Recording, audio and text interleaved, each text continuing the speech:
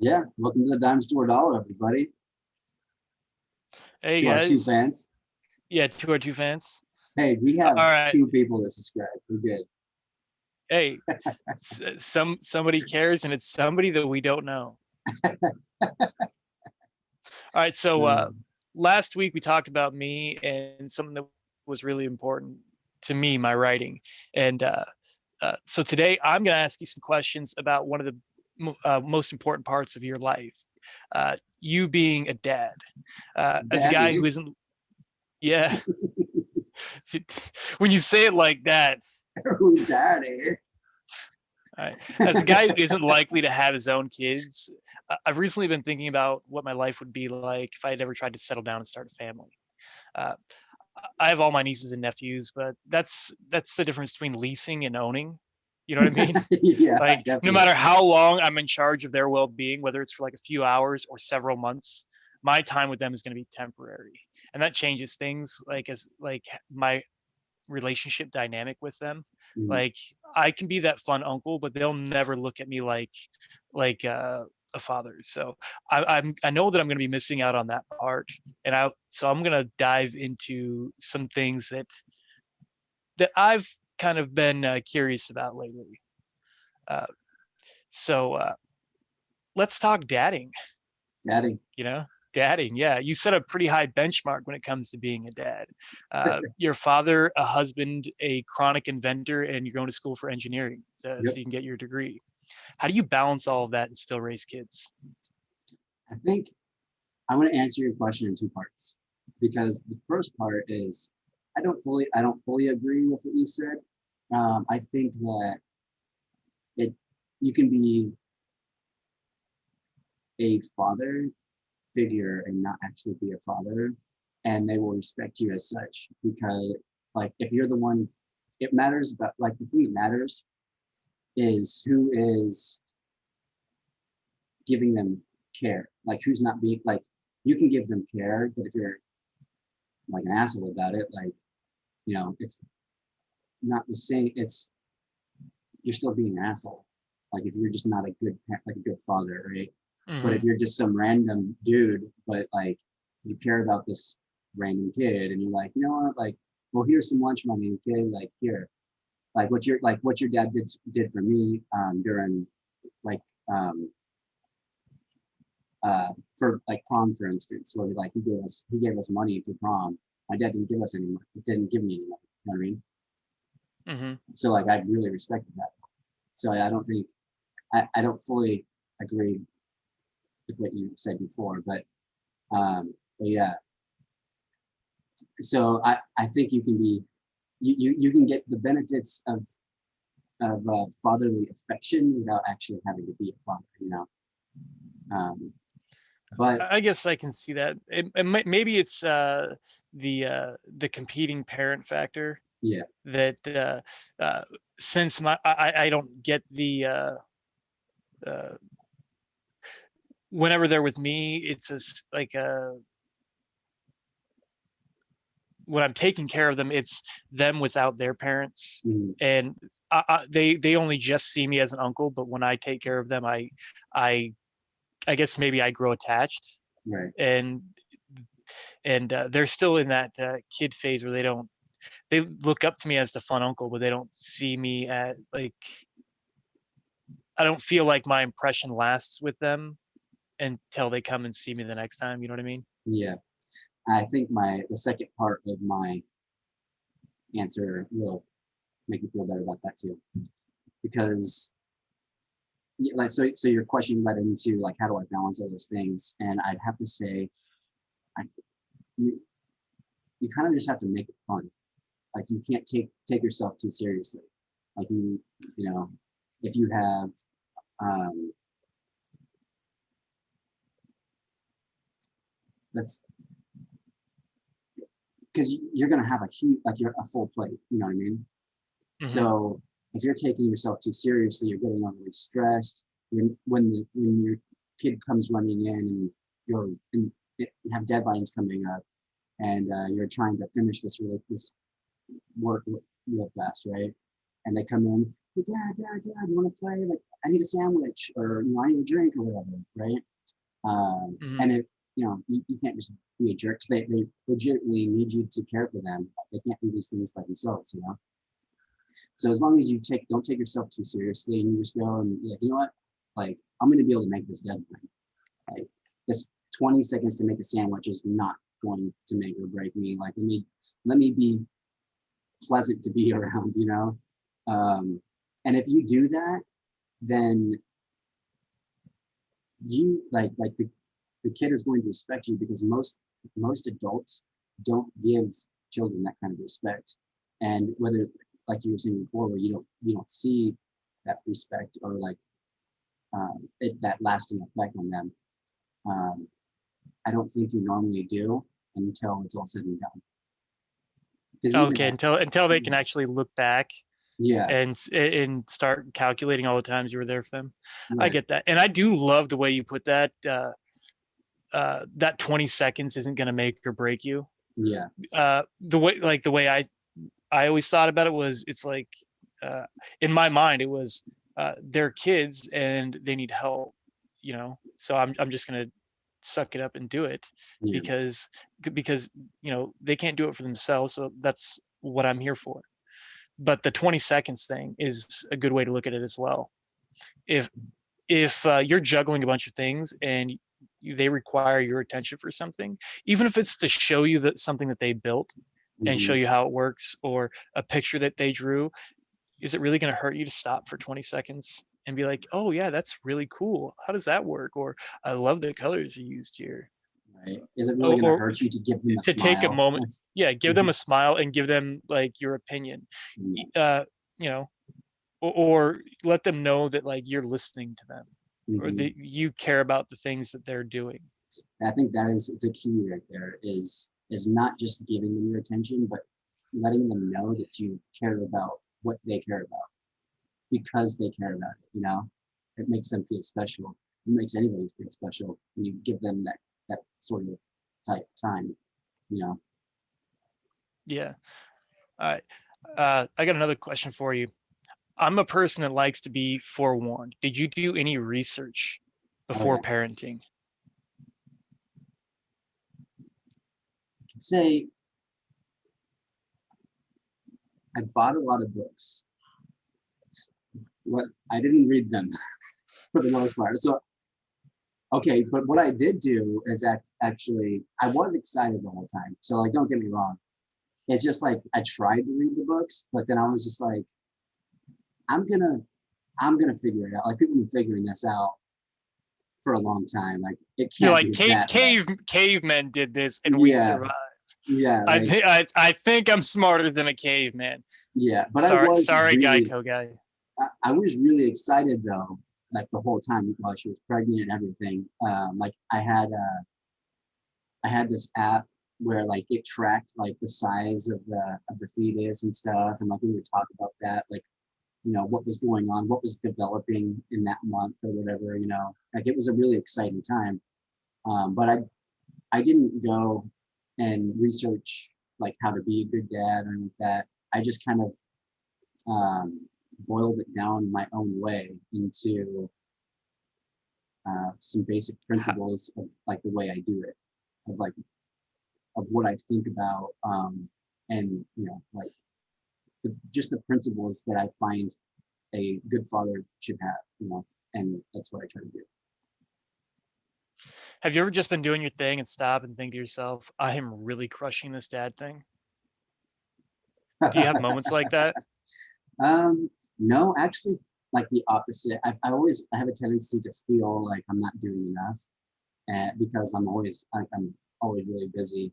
I try to, you know, give them the extra time I have, but sometimes, you're just so tired, and you're just like, okay, like let's hang out, but let's play, but like let's not move.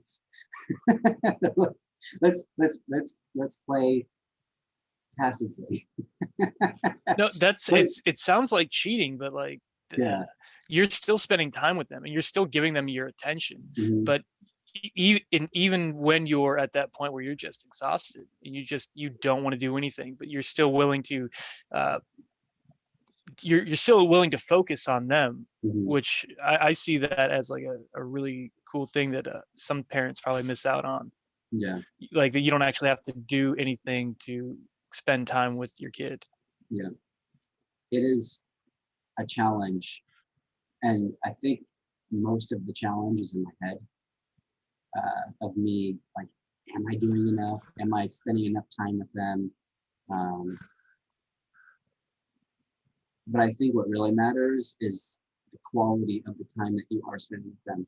Like when you're playing with them, are you actually playing with them? Are you giving them your attention, or are you, giving them your partial attention?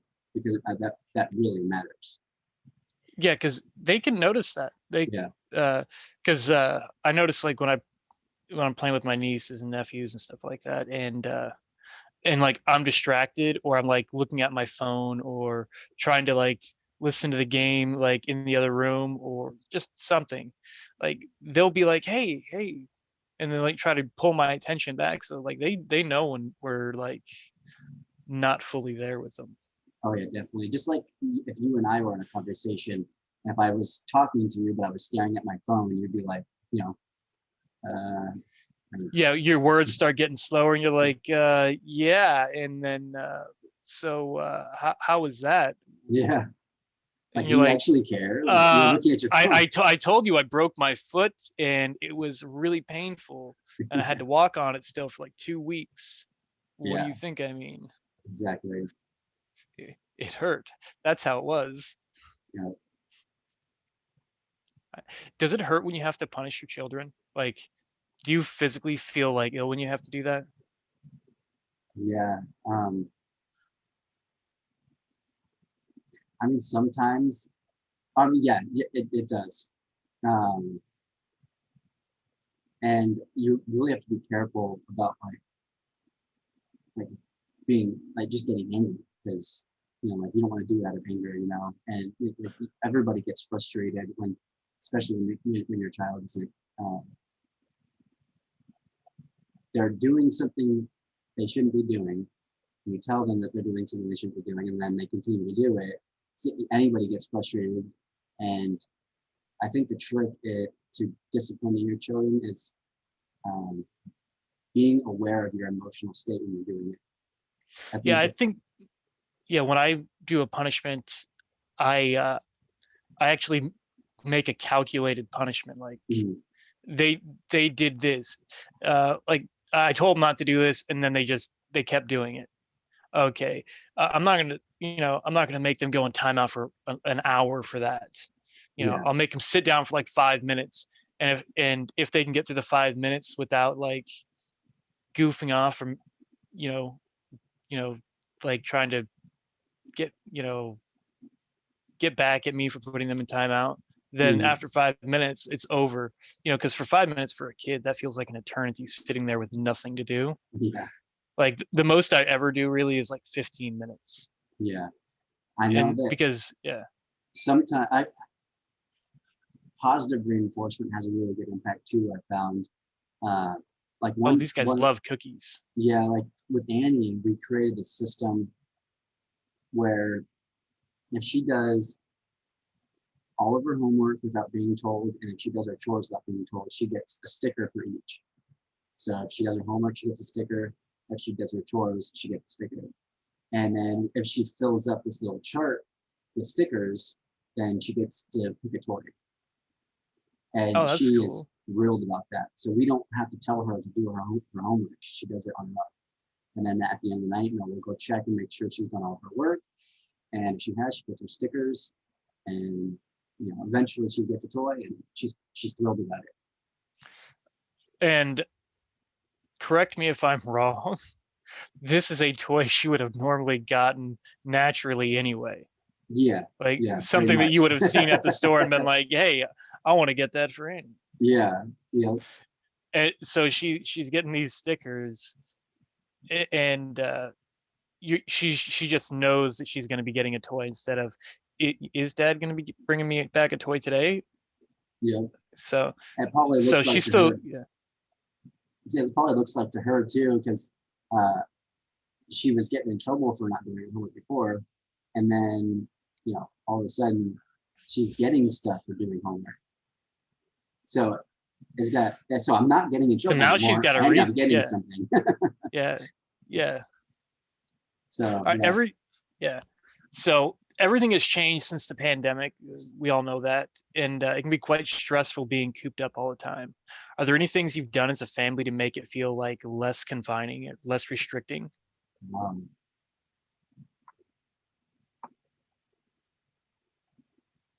the girls have been playing outside a lot more, and Allison and I are doing a 5K day right now, and that's helped a lot. Other than that, we haven't really. We're all pretty busy, to be honest. So, like through a lot of the day, we're doing our own thing. Uh, Annie's figured out how to do her school by herself, so she navigates that. She has to be told when to go to class, but she navigates it herself now. And then Millie will set up with crayons and stuff, while we're all busy. And then during, like, when everything's over, if we have time, we all hang out, and watch WandaVision. Or Annie really likes this cartoon called The Last Kids on Earth on Netflix. It's really good. If you ever get a chance to watch it, it's pretty good. Especially if you're doing a kid show. Do you feel like you cut them slack since all this lockdown started? Like when they have or when they get upset or angry? Or are you still like trying to keep a consistent discipline schedule or discipline amount? Yeah, however you want to call it. I don't think we discipline very much though. I think we're kind of. Are they just really good and you don't have to discipline them that much? Is that what? They are good. Like don't get me wrong, they are good, but we don't let the small thing. We don't sweat the small stuff. Oh, okay. You know what I mean? You're choosing your battles. Yeah, exactly. So like the things we find important are their education and their character. So if they're displaying poor character, we're kind of like overall we're kind of like punk rock parents. If that makes sense. Yeah. So we do your thing. Yeah, do your thing. Just be a good person and do what you're supposed to do. You know what I mean? Like get your shit done and be a good person, and that's what we care about for the most part. Okay. Have you experienced this yet where Annie or Millie have started calculating which parent they should go to if they want to ask for something, like something specific, like, oh, Dad will give us ice cream, or if we ask Dad'll say yes? I haven't noticed. I haven't noticed because both Allison and I are pretty lenient on most stuff, and so I haven't noticed. No, now that you mention it though, I'm going to start looking for that because that's pretty funny. Because I remember as a kid, you knew what. Not only did you know who to ask, but when to ask. Like if they were in a certain mood, you could feel the vibe. Like, nope, this isn't the time. If my dad was watching a football game and I wanted like a soda, I would wait until like it's like second half and it's a close game or something like that, and I'd be like, "Hey, Dad, can I have a soda?" And be like, "Yeah." Yeah, we're watching the game. Come watch the game with us and sit down and be quiet. Watch the game with us. Get your soda. Keyword quiet. Yeah, keyword. Yeah, keyword is quiet. Unless there's a fumble, then you have to stand up and shout with everybody else. Yeah. Peer pressure. All right. So, do you remember the other names that were on the table for Annie and Millie before you guys settled on those names? Millie was kind of always Millie. Like Millie was.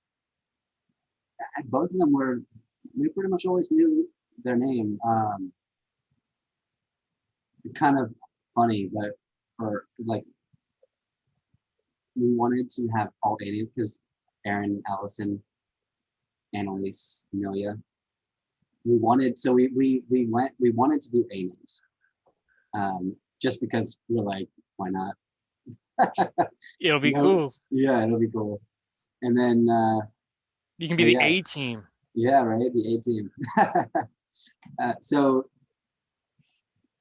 although we had different spellings for Annie's name, Annie's name was originally Anal, and we were like, no, no, no, no, no, no. Yeah, it's not. We're not going to spell it that way. It's going to be Annel. So yeah, we switched spelling for obvious reasons, but we pretty much knew the names right off the bat. All right. Okay, so let's get a little serious right here. You're in the hospital. Annie's just been born. You've officially become a father. What is your first thought? Holy shit, that's a baby. You know, is it I made this, or I am now responsible for this? Actually, my very first thought was I was freaked out because when she came out, she wasn't breathing, she wasn't crying, she was just blue. And I was like, oh, what the Oh, is going on? What the hell is going on? Like, I thought she was already gonna die.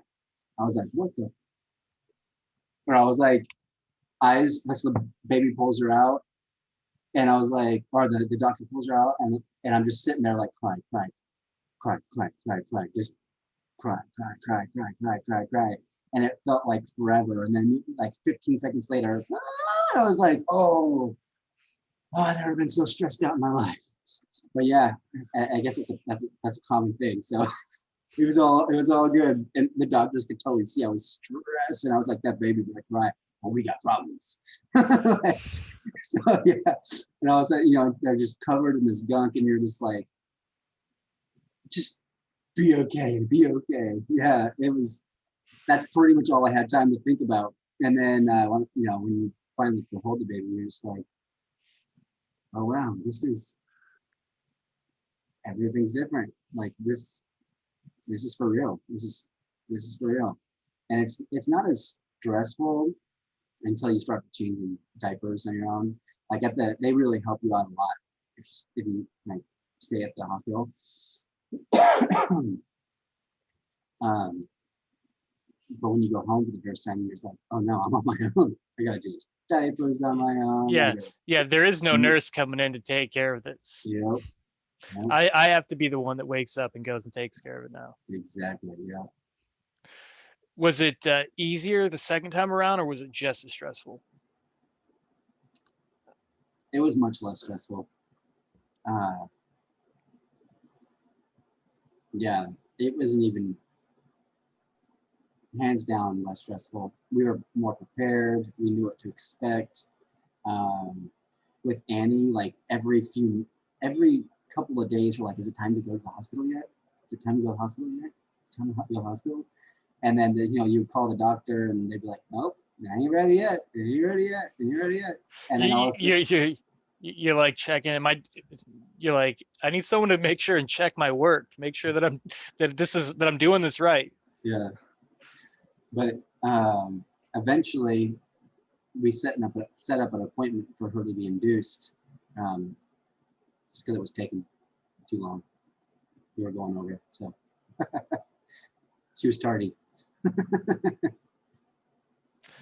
All right, so it's 20 years down the line. You get a call in the middle of the night.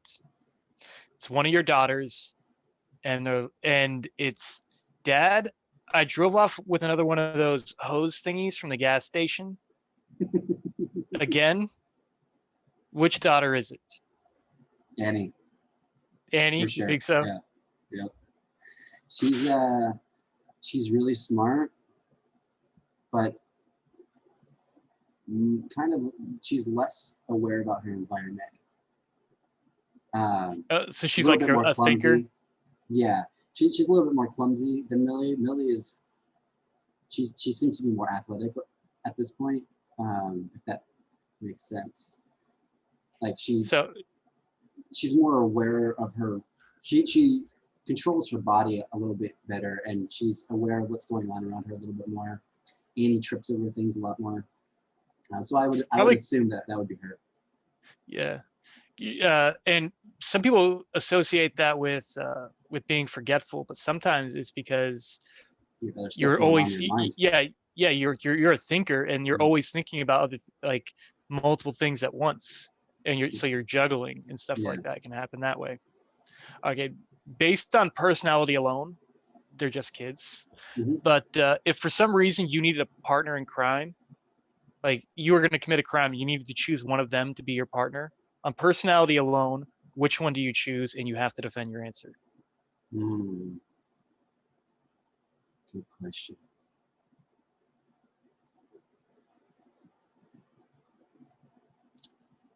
Partner in crime.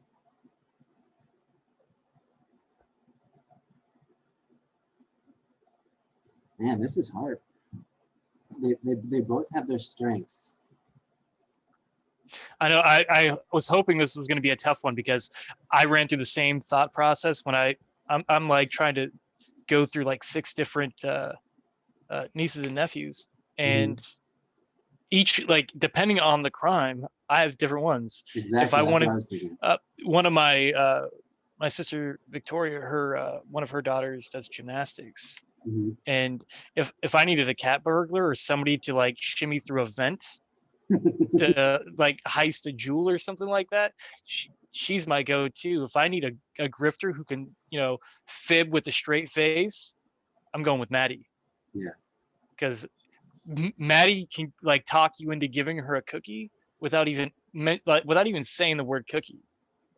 Like Right. in the beginning, it was pretty obvious, like, manipulation tactics, but Yeah. she like wised up really quickly. She was like, "This isn't working. I need to up my game." Yeah. Hey Annie's John, pretty good how's about stuff like that too. It might be Annie, and I might be saying that based off of her age and because her personality's developed a little bit more at this point. that's fine. Um, but yeah, I think that's the reason too, because she's clever and she's So witty, she's clever. Um, there would never be a dull moment, and she's caring too. So like, when you're stressed out and shit, she's pretty good about making you less stressed out. She puts you at yeah, ease. she'd be like, "Hey Dad, we got this," You know. and just stroll on in. Do you use your kids as an excuse to buy cool toys so that you can play with them too? Oh, yeah, of course, of course. And Andy will get a present. She's like, "Look, Dad, I got a robot kit." I'm like, "Yeah, yeah, you did." I didn't get that for you for sure. That was Santa Claus. Yeah, we're gonna play with this tonight. Yeah, that's how what's it Or called? I'm Uh, gonna figure out how this works, and then we're gonna play with this later. We're gonna yeah, play with this together later we after I got figure out how it works. the Labo kit was like that for the Switch. That was really cool. If you ever get an opportunity to play with one, it's cool. I'll have to check that out. Yeah, You're gonna. I need you to message me that so I can look into that. for sure. What's the craziest thing you've ever had to tell your kids to stop doing? Oh, there was one time when Annie, oh my gosh, was it Annie or was it Millie? I think it was Annie. Uh, she had climbed up to the top of the top bunk. She had like this loft bed, and it was like super high, way higher than it should have been for her. She was a little bit kind of mature for her age now, so like she did it well. But one day I walked in and she has this little like single person trampoline in her room, and I saw her push it up next to the bed, and she's standing on top of the loft bed looking down. I walk into the room, she's looking down at the trampoline like she's gonna jump from. And I was like, "What are you doing?" She's like, "Oh, I'm jumping high. I'm jumping high." And I was like, "No, no, you're not jumping high." She's all like, "It's okay." And like I'm like, "No, it's not okay." So like I'm all rushing, like trying to like fight through all the toys and stuff, push my way through. Like, "You come to daddy, you come to daddy." Like, "Don't jump. What are you doing? You're up like 15 feet." Step back from the ledge. Yeah. Yeah. Oh, that This was isn't wild. going to end well. Oh, and I that was probably the craziest. But they do a lot of like there's like just random stuff too though. Like one time I caught Annie in the backyard playing with hedge trimmers, and she was trying to get them stuck on one of the tree branches. So like get them closed, but make it collapse. Like, so like it was like holding on to the stick without cutting it, you know? And so it would just like stay in the tree. And I was like, that's, don't mess with sharp shit, dude. You're too small for sharp shit. Like, You're gonna run, you're gonna trip, and I'm gonna have to take you to the hospital with garden clippers sticking out of you. When we go on bike rides too, she doesn't like to look before she crosses the street. You know how like when you're riding on the sidewalk and it lets down into the road, she won't look. She'll just like cruise to get across the street and get like a running start on the sidewalk, just pedaling. Like who needs to look if you cross really fast? And I'm like, Annie, slow down.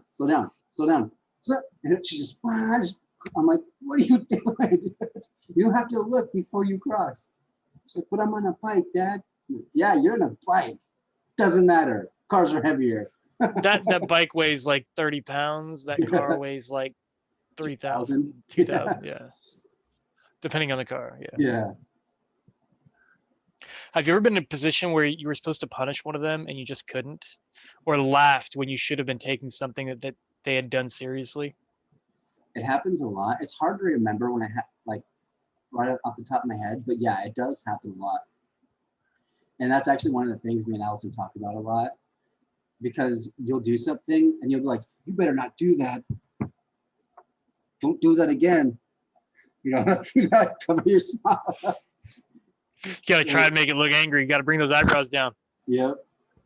Exactly. Like, I am so bad at you. You know, like, you know? Force it out as a laugh.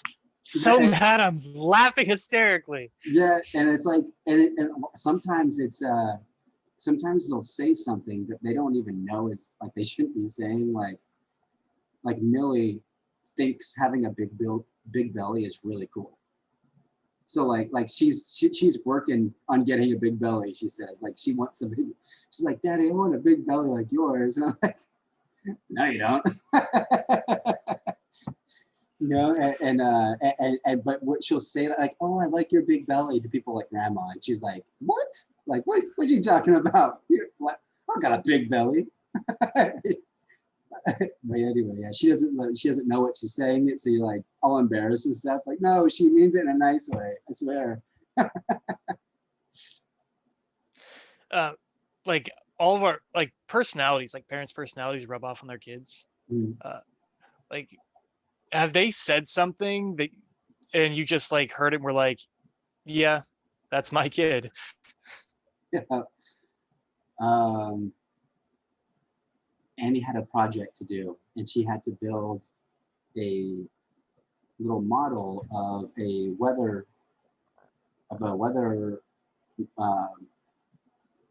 truck, like one of those things they use to chase, like A storm chaser vehicle. Yeah, like a storm chaser vehicle.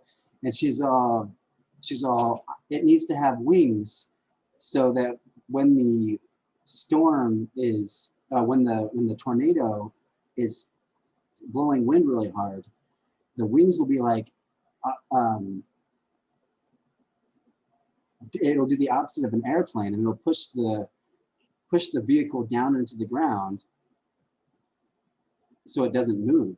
And I was like, yep, that's my girl. That's my girl. Think it outside. Like what way to think that out? Yeah.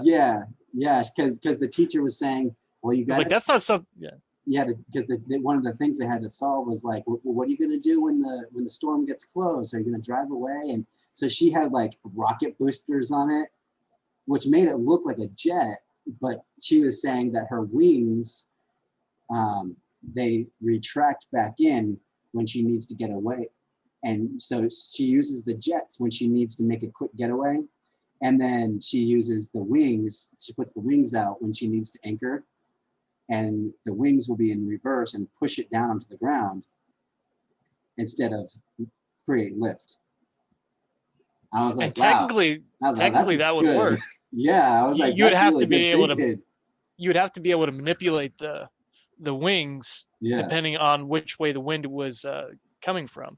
But yeah, that's not something I would think of like yep. at her age. And I was That's like, probably yep, not something I would have thought of in high school.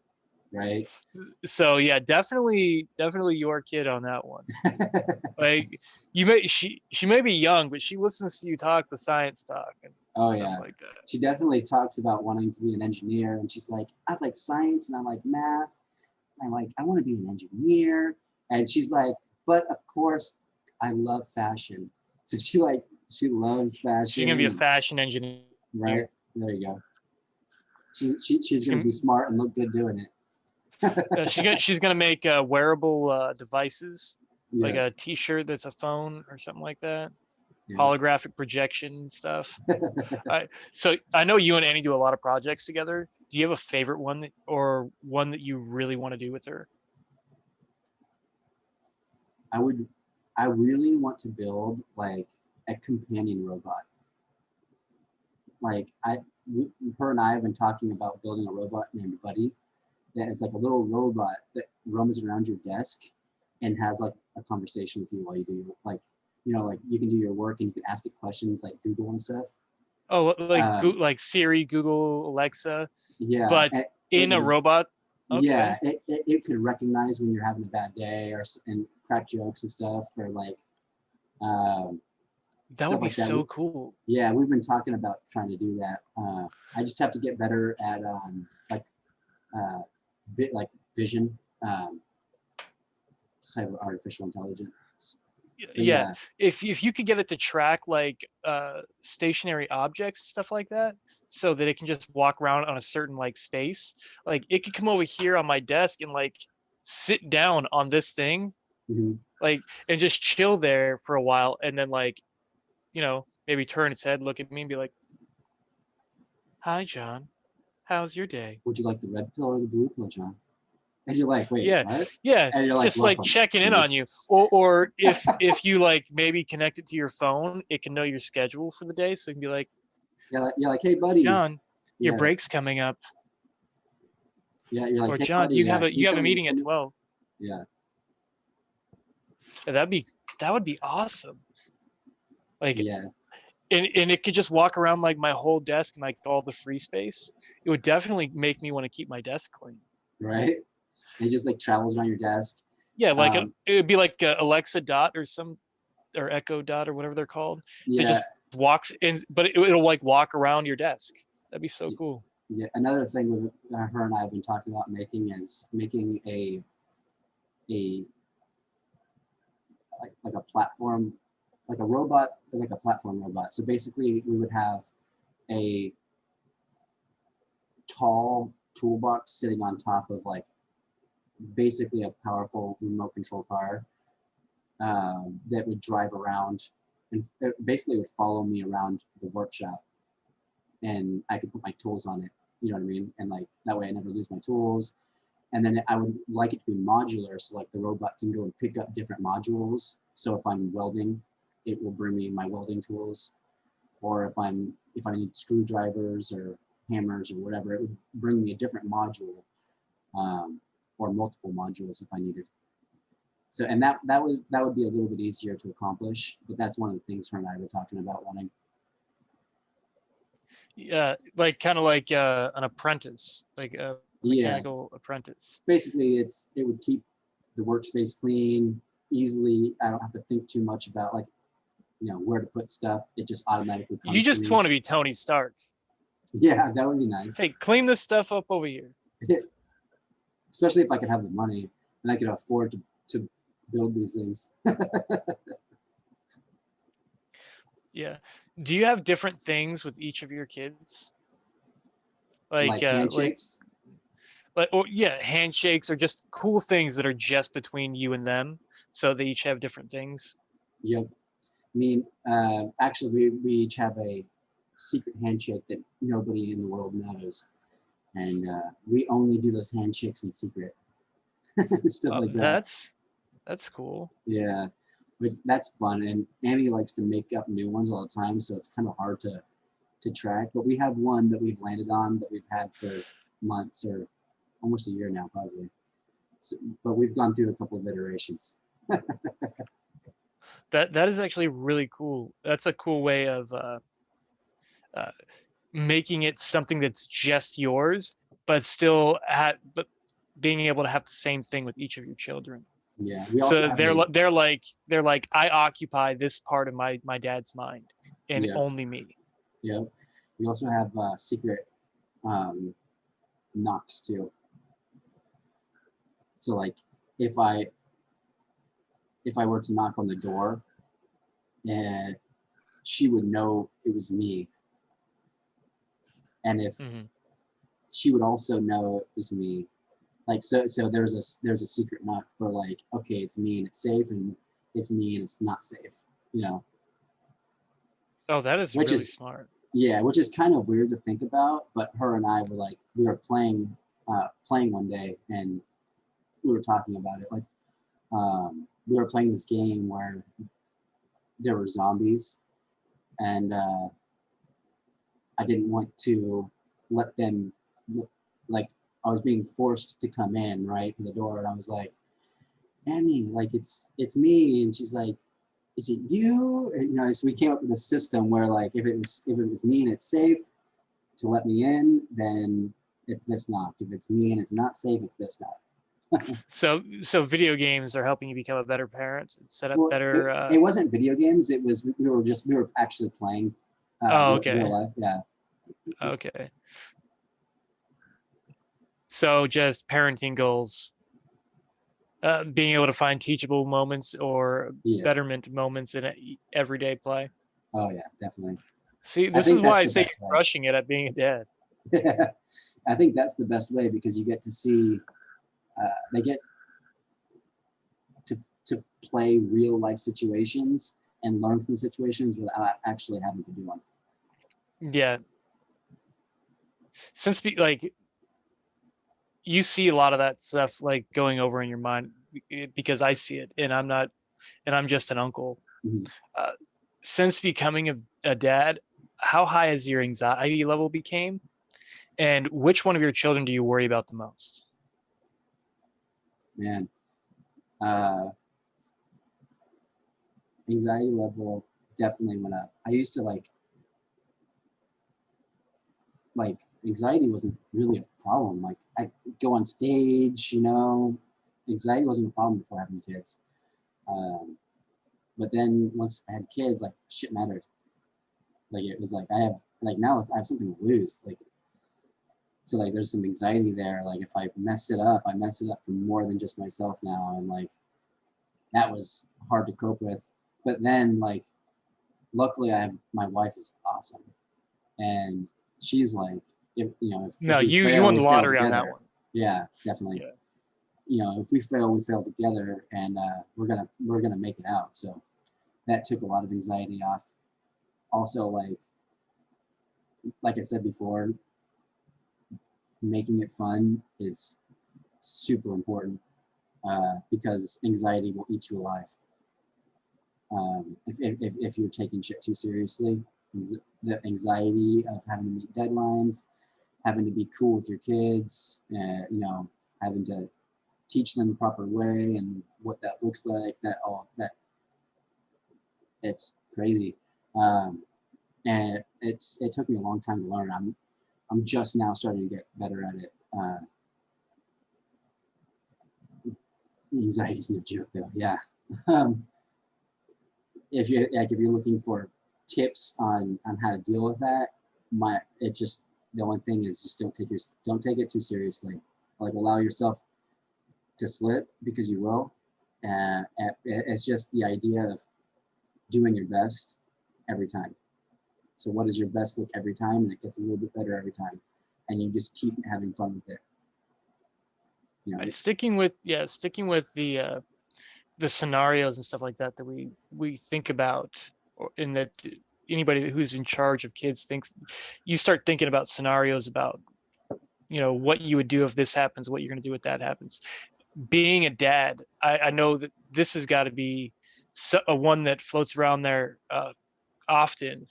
uh, what is your go-to scenario for the first time a boy shows up at your door to take out one of your daughters on a date? Oh, Do you have like, or is it like a rotating collage of like horror stories for those boys? I'm still Like, debating which this in way my are you head. going? I'm still debating this. At first, it was, I'm going to be cleaning my shotgun kind of thing. But now it's like, it's that,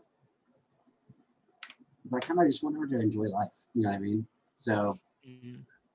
And that's kind of part of it, yeah, even though you that's kind part of of that. don't want That's that a to be.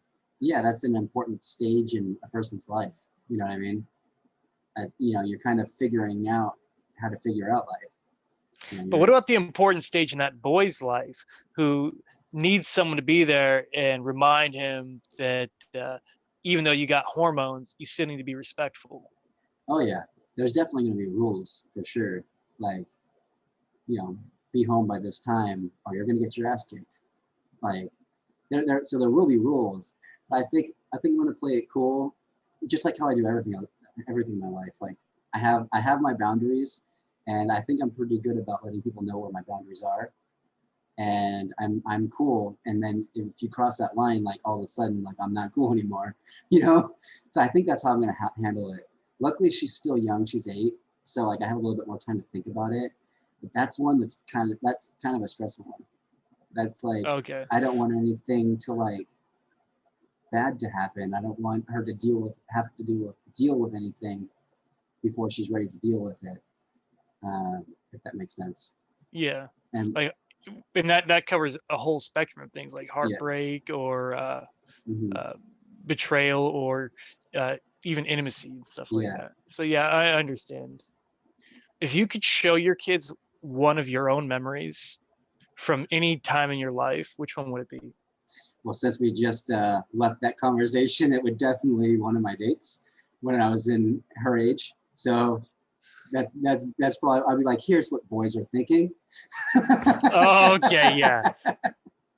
This is exactly what I thought about on my first date, and you can guarantee this is what this boy is thinking about. You Yep. are forewarned. Keep this in Bald men are mind. slobs. If you're having the same thought, make sure you know where Walgreens is. Uh, True story. Know where Walgreens is. Uh, All right. I got one last question for you, and I thought I'd leave the another fun one for the end. okay. If you had to pick a spirit animal for your kids, what would they be? Annie would be a unicorn for sure. Annie is kind of like a magical creature in a sense. Like she's passive but aggressive. She's you know magical but scientific. She's an engineer but a fashionista. You know what I mean? Like she's Yeah. she's she's I would say unicorn for her. Um, Millie, uh, she's kind of hard. Like she's cunning and like she's agile and she's brilliant. Like Millie is really really smart. She's well spoken already. She's only 3 and she knows all of her colors and she can count to like 50 or something like that. Um, I'd say she's probably like I would say an owl because she's pretty wise for only being 3. Um, and she likes to stay up late. Yeah. Yeah. Oh, I believe that. I remember being over there, and we're hanging out late at night, Yeah. and it's like 2 o'clock in the morning, and all of a sudden here she comes just strolling through the living room, going to the playroom, like like it's like she's been asleep for 12 hours and it's morning time, and it's not like 2 3 a.m. And she Yeah. just like glances at us, just keeps on What's up, going. guys? Just Yeah, coming to get my chips. passing through. You guys got any Pop Tarts over there? Yeah, don't worry about me, guys. I got this. She's She'll like go playing find with her these bongos blocks. at like 1 o'clock in the morning. I'm like, what are you even doing awake? Why are you playing bongos at 1 o'clock in the morning? Your mom is gonna kill me.